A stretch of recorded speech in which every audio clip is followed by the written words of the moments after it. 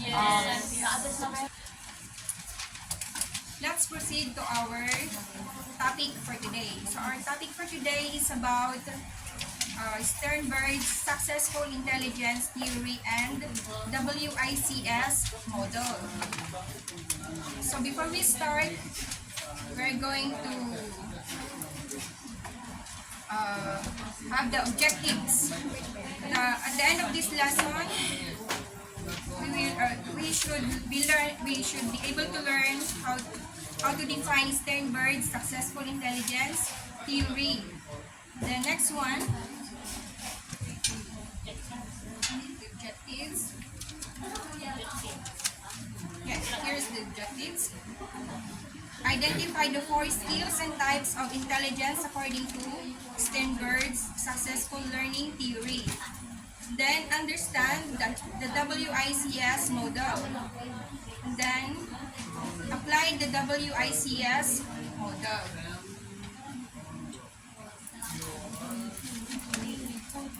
So class, who would like to read the introduction of our topic? Okay, Miss Reka, please. Robert Sternberg did extensive work in the field of intelligence. As a youngster, he had difficulty with intelligence tests. He did not perform well on such tests. This might have fueled his interest in the field that led him to come up with the triarchic theory of intelligence in the 1980s.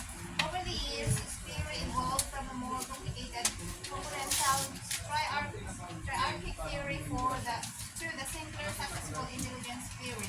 More recently, in collaboration with other prominent psychologists, he proposed that WICS, Wisdom Intelligence Creativity Synthesized Model, is an alternative paradigm to deliver more relevant admission, instruction, and assessment in education. This module will introduce you to theory and model. Okay, thank you, Ms. Reka. So, we learned that Sternberg is a psychologist, right? Yes, according to the book, what did he propose with other prominent psychologists? WICE. Miss Romanilius, please. He proposed the WICS called Wisdom, Intelligence, Creativity, Synthesize. Yes, very good. So now, before we start with before we continue our discussion, we will first do the activity on page 188. Please turn your book into page 188. I will group you into 4. So maybe you can group yourself into 4. Ako na tayo. Yes. Hi! No, just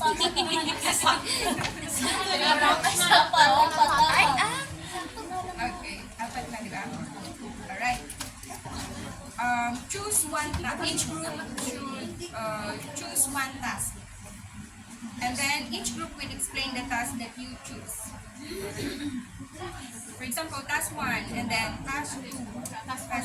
So you, task 4. How about Miss Inebro? What task are you? With your group. Yes. Okay. So only 3. 1, 2, 3. Should be 4. So I will divide that. 3 and 3. So Miss Lagrimas, Miss Ferreira, and Miss Lalit will be group 1. And then group 2, Miss Tinebro, Miss Mariel, and Miss Gata. And then in group 3, Miss Joy, the 2 Joy. And then Miss Reka.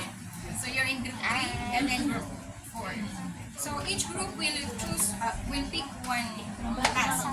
What will be task 1? Task 2 ako rin. Task 2. Okay. How about Task 1, task 2. Number 4. task 4? Task 4. Did you already the task 4? Task 4 and then maybe task 3. Task 2 tayo. 2. Amin po. Amin po. 2. 1 na lang kayo. Yes, please. Okay. Well, either way. Are you ready? Task 3 kami? Yes. Task 4, task 3, task 2, and then task 1. So each of you will explain. You have 5 minutes to do the activity.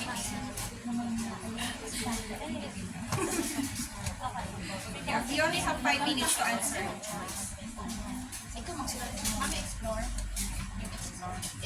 Engage. So in task, the task 1, answer. Yes. Yun ang sa taas mga Yes. kanina to dito.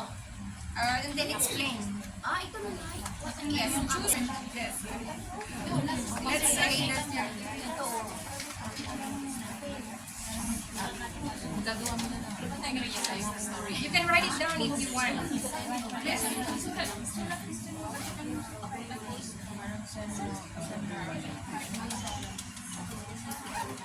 Explain your choice tapos what skills are needed for English.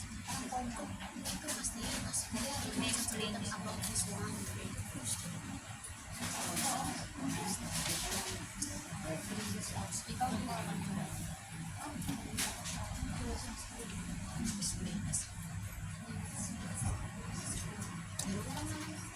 So task 1, answer a set of fill in the blanks items about bullying. And then the task 2, read a true story about bullying and analyze the case.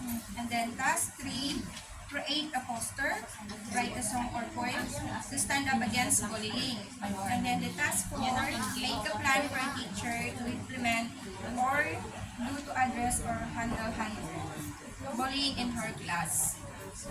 Choose one.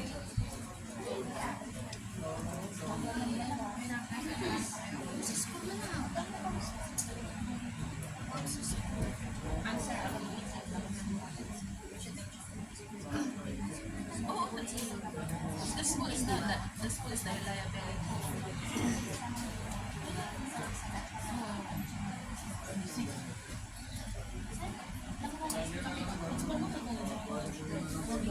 Hindi, ito pa di ba yung skills? Yun na yun eh.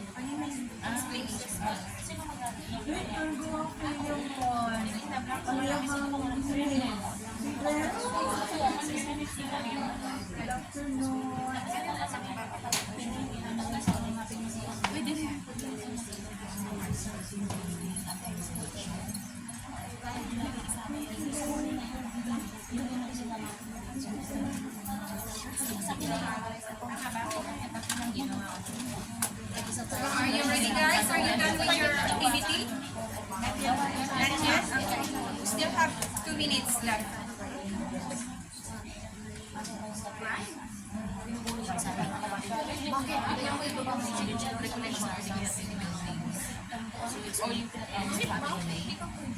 Sa kaya yan, susunod ka sa live ng alam mo yung paano explain?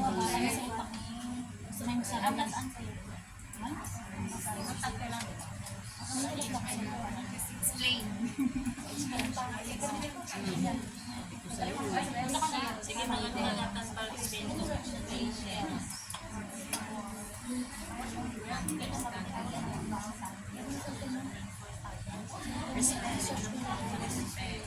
Who are ready for the explanation? Ikaw na mag-explain. Mag-isa tayo.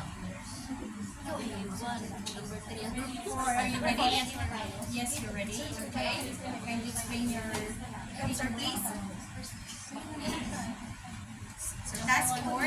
Number 1, ma'am. Ready na kayo? Ready na kayo? Number 1, ready? Ay, task na. Task 4, okay. Ikaw sino nga daw ready? Oo. Ready na ba tayo? Kung ready na kayo, okay. Okay. Oh, it's okay.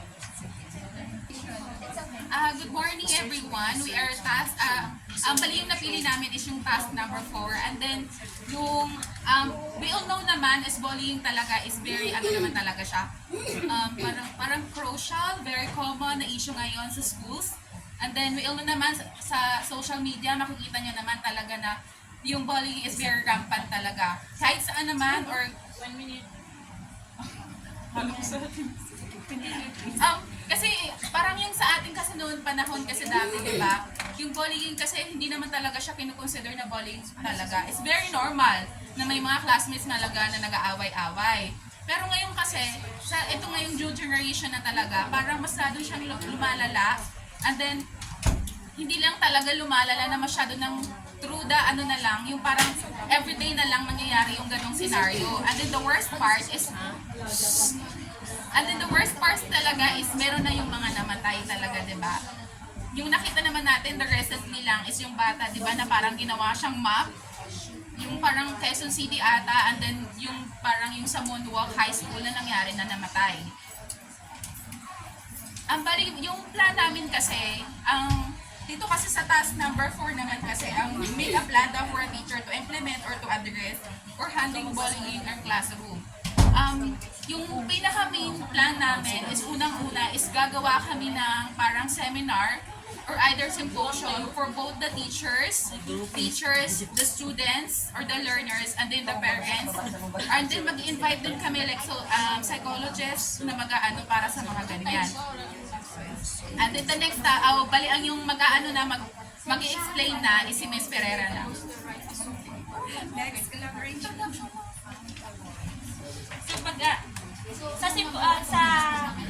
Nag-invite pa kami ng parents, ng student at saka ng mga teacher, tapos nag-invite din ng specialist para i-explain kung ano yung mga consequences ng bullying sa estudyante, and of course police para syempre para malaman nila na seryoso tayo sa i-implement natin.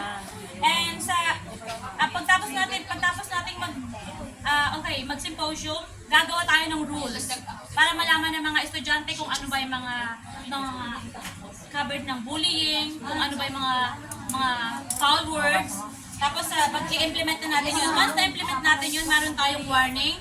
First offense, second offense, tapos major offense, kicked out. Expelled na sa school. Sila Alex na. Okay, Ms. Lalik. Tapos yung pinaka-last, yung meron tayong reflection or team building or family day para alam natin kung paano tayo makikipag-collaborate sa mga parents o sa mga student para maiwasan yung mga bullying sa school. Okay, good job, group 4. Thank you for your answer. How about the other group? Okay, group 2. Yung task na napunta sa Task number 2. Yes. Story about bullying and to analyze the case. Yung nabasa namin is Stephanie was 16 years old. She was experienced bullying for 3 years with 5 boys because she was fat. With the support of her family, she built up the courage to express her thoughts on her bullying experience. The only way she could begin to help herself through the pain was by writing poems with meaningful words. She can find her voice within herself and tell people how much she has overcome and tell them how strong she is. Okay. So, is there any more additional for the task 2? You put all together. You put all together. Okay. Thank you so much. Also, group 1. What task are you? Task 1. Okay. Task 1. Answer a set of fill-in-the-blanks items about bullying. So, we create our question. So, tatlo kami. Bullying is blank. I define bullying as blank. School violence is blank in our society. For the first question, bullying is blank. So, I answered that, is bullying good or bad? What is the cause and effect? So for me, I have personally to define first what is bullying for me. So I could identify how will I react, paano ko siya i-resolve. So the next question is, I define bullying as Lorena, please. Sorry. The next question is define bullying.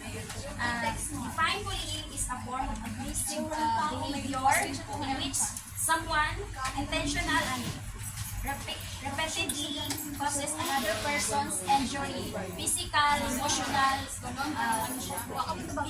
emotional discomfort.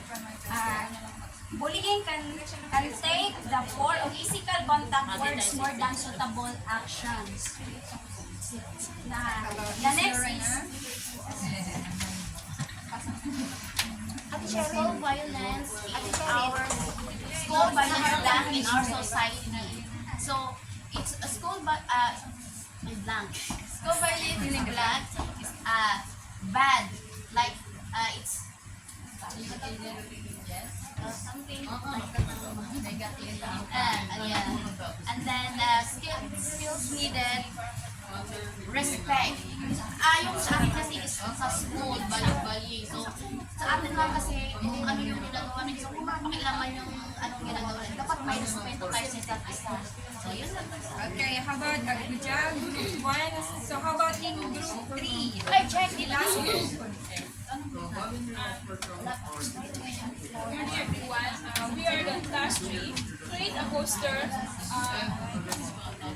write a song or poem and stand up against bullying.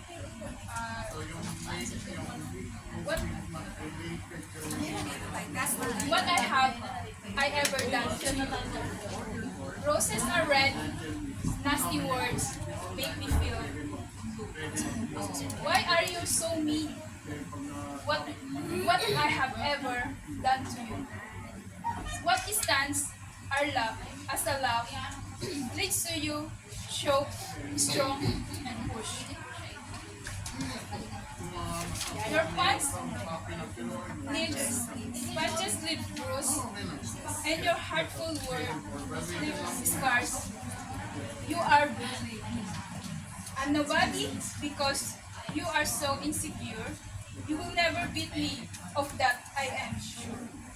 Time you see me, keep your word. Enhance to yourself. I am better than to you. What move can you do? You made me much stronger. You matter no longer. Next one. Yes, ma'am. I would like to explain the point that had already gotten. Sorry. For us, general summarization, bullying,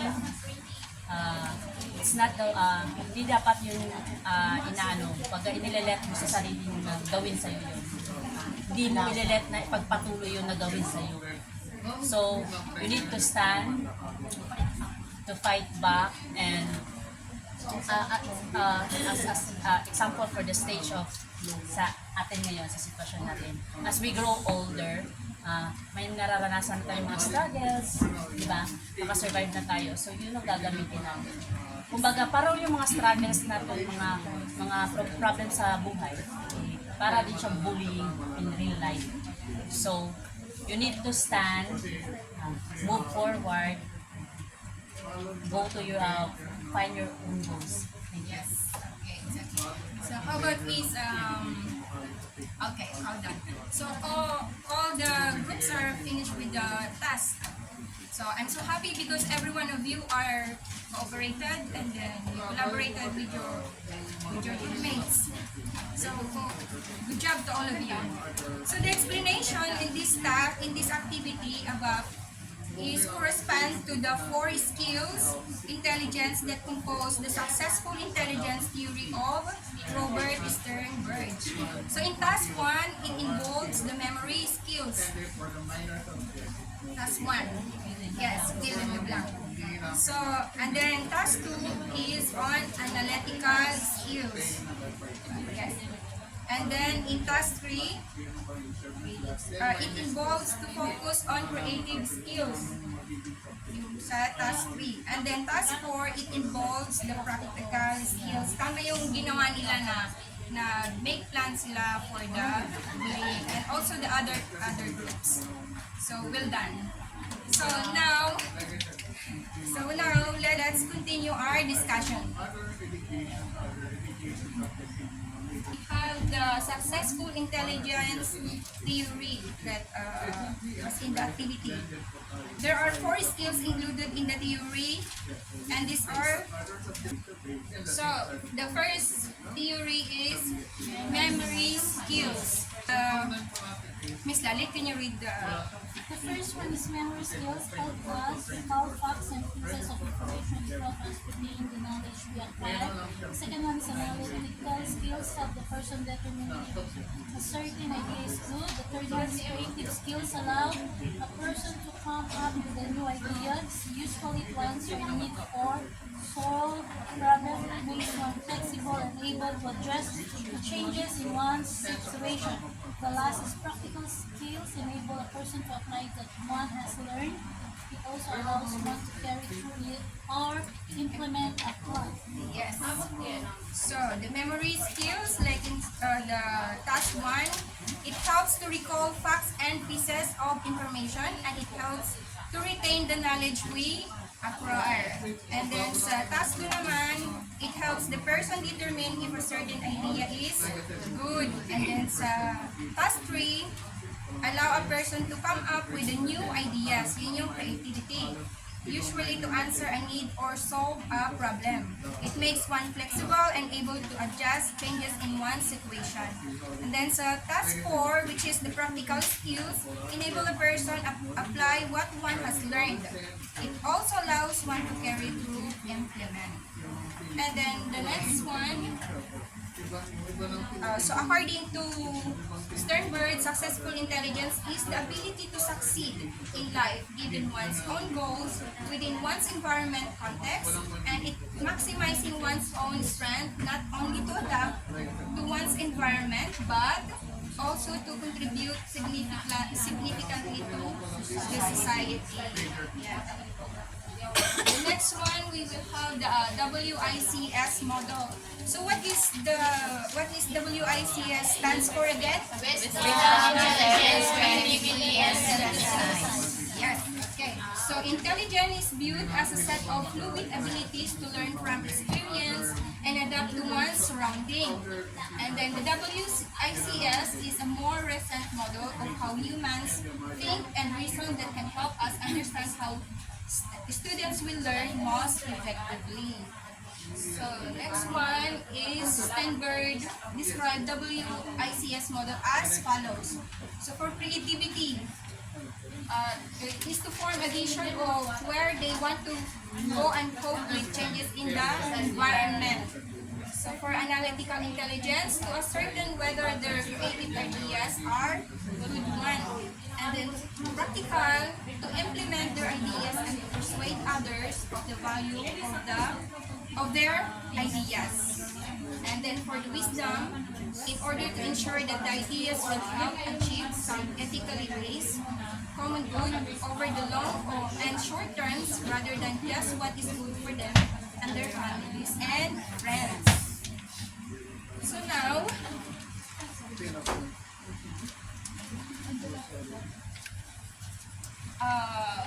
our rules as a future educator. Our role as an educator is not only to educate mind alone, but to educate the soul as well. Right? Diba? Tama naman. So Sternberg proposed that while education develop analytical and practical intelligence as well as creativity, wisdom should be an integral part of the whole process. Diba? So next one is for applying the WICS model. So the uses of WICS model are admission, instruction, and assessment. So in page 191. So the uses of WICS include admission, instruction, and assessment. So one way that you can apply the WICS model in instruction is when reflect and make choices on the tasks and activities that you will give to teach and assess your student as a future educator, right? You may choose to teach analytically, creatively, practically, as well as teach for wisdom.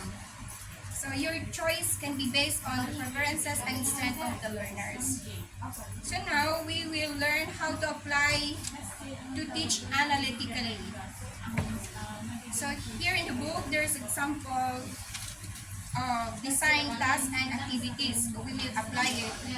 And for the how to teach analytically, for example, analyze. We can use analyze the development of the character of Ibarra in Nolini Tangere. And then the next one, critic. Critic the design and features of the latest smartphone. And then the judge the artistic merits of Filipino cartoonist Larry Alcala, Slice of the Life. And then the next one, compare and trust. Compare and trust the Italian approaches of Montessori and Reggio Emilia in early childhood education. So the last, evaluate. Evaluate the validity, the theory of evolution, and write a third paper on this. And then the last one, assess. Assess the strategy of the Manila City government to improve the traffic situation around the city. So for your own understanding, how will you apply to teach analytically? Is anyone? How to teach analytically based on the example on the book? Yes. So, any volunteer? Wala pa? Okay, I'll give you example. So for example, is in English, analyze the words and the vowels, right? Before you... And then, yes. Vowels and the consonant. Yes. And then, who else? Yeah. Anyone? Anyone? Listen, Miss Arviso. Can you give one example, please? How to teach analytically? Okay, Miss Ferreira. Miss Ferreira. Sabi kasi dito sa analyze the development of the character of a current limitangere. Sa plot kasi ng limitangere, it exposes the injustice, corruption of Spanish. Yes, that's why it's saying you can apply the analyze. Yes. And then, can you give one more example? Including the abuses of the prior orders, the discrimination against native Filipinos, and the flaws in the colonial. So, nag-a-analyze siya based on its specific. Yes, yes. Thank you. Miss Mamaya po dito, number 2 is creative. Like, for example, creative the features of mobile phone. Analyze pala. Sa analyze pala. No, you can use the vertical. You can use the Creative, di ba? Creative mo kung ano yung magandang future niya, yung pros and cons niya. Sa, for example, dito sa smartphone. Siyempre, di ba may mga pros and cons in using smartphone. So that's how to teach analytically. So next one, who else? I have an example. Okay. So when it comes to teaching, we use an analytical thinking. Like, let's say for example, in one subject, ma'am, right? Sa isang subject, kailangan natin i-analyze maigi kung ano ba yung dapat nating ituro. Like, summarize natin, dapat nating ituro para yun yung ma-absorb ng student. Okay, thank you. Miss Lorena. Suggest naman tayo, ma'am. Yes, okay, suggest. Use this word, suggest.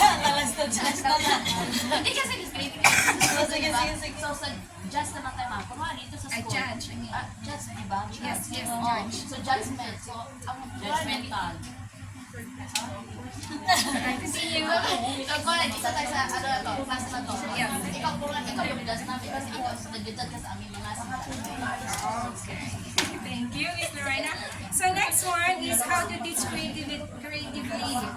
So it is important for you to encourage and sustain your students' creative ideas. Remember to be an example to them by taking the risk to share your own creative ideas. Think out of the box. Design tasks and activities that help students. These are the examples. Creative. So create an alternative ending of Florante and Laura. And then invent a dialogue that would then transfer in Jose Rizal and Ninoy Aquino. And then discover a way to explain why heavy ships float at sea. And then imagine if the EDSA revolution did not happen in 1986. What do you think our country will be like at present and 10 years later? So the next one, suppose that you will design a computer game to help children learn about love and sacrifice. Describe the game you will create. And then last one, predict changes that will happen. If humans had a third eye at the back of their heads, choose an appliances or gadget that would need to be changed in order to propose a new functional design. So that's our example how to teach creatively. You can use create, invent, discover, imagine, suppose that, and predict. So, next one, how to teach practically.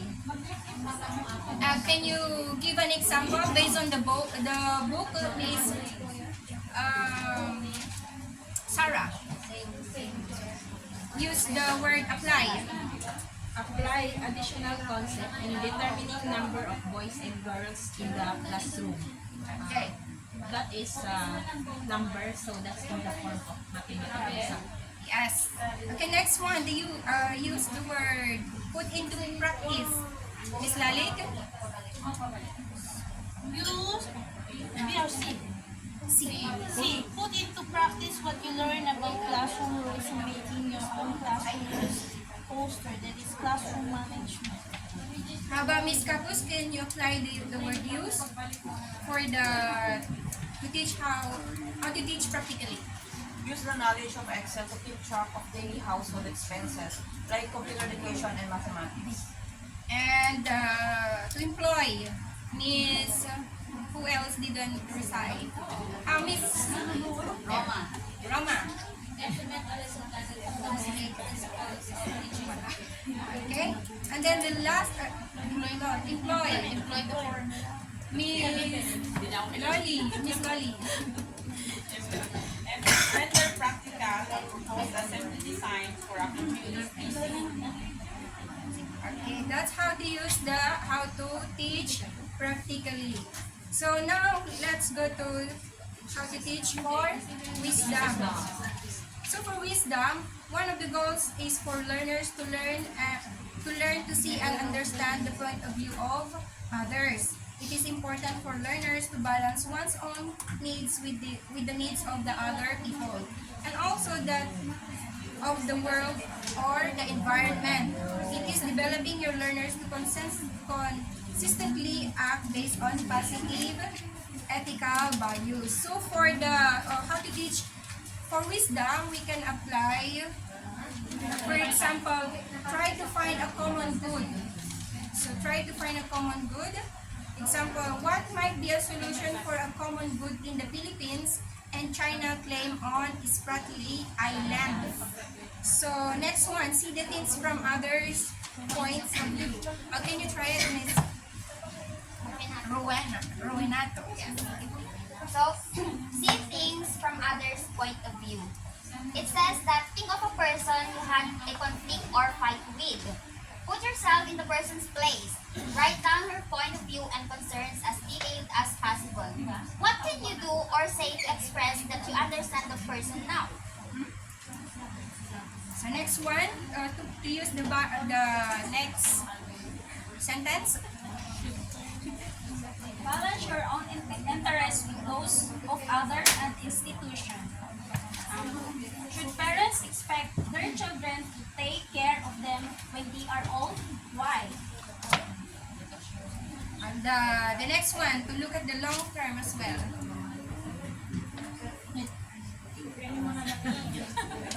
How old is global warming going to affect the world and the Philippines in particular?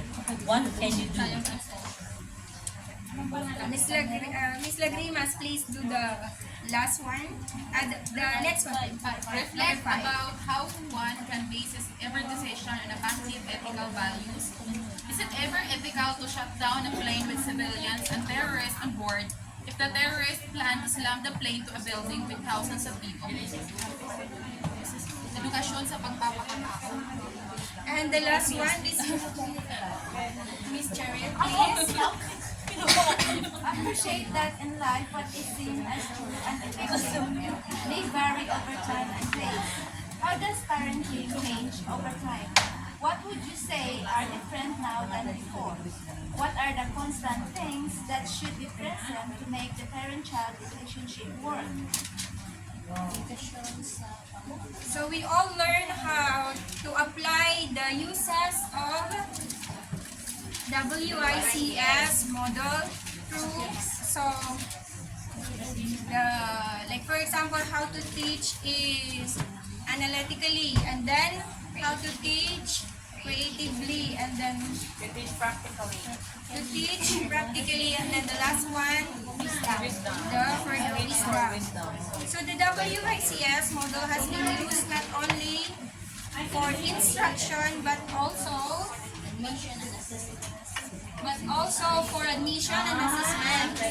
So Sternberg and his colleagues proposed, tried out and studied creative ways of doing student admission as well as assessing students' learning. Based on their studies, the WICS model was successful for teachers and their learners because of what? Can you give one reason? Yes, Rochelle. Celebrated the differences of learners through a supportive learning environment. And then the next one. Do you have any question, class, regarding to our lesson? No more? So, okay, if none, please prepare pen and paper for your short quiz. So, I will narrate the question.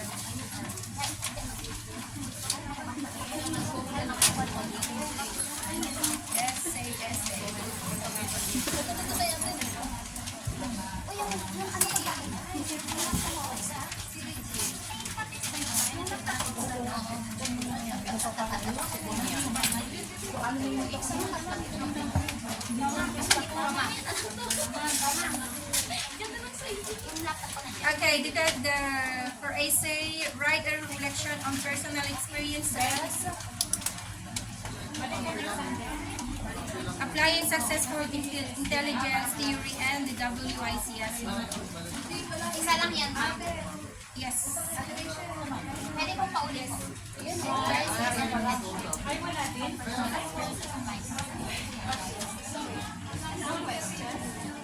Write a reflection on personal experience. Apply successful intelligence theory and the WICS.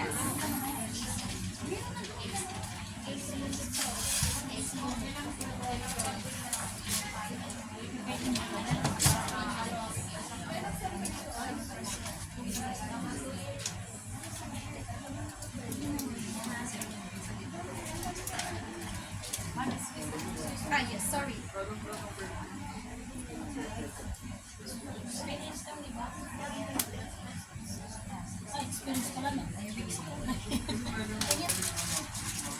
So for your assignment, describe a personal experience where you believe you applied one or more of Sternberg's intelligence, and how did it contribute to your success or problem solving? Okay. So is there any question from your assignment? No, ma'am. No, ma'am. If no, then we're done or we're finished. Thank you so much, class.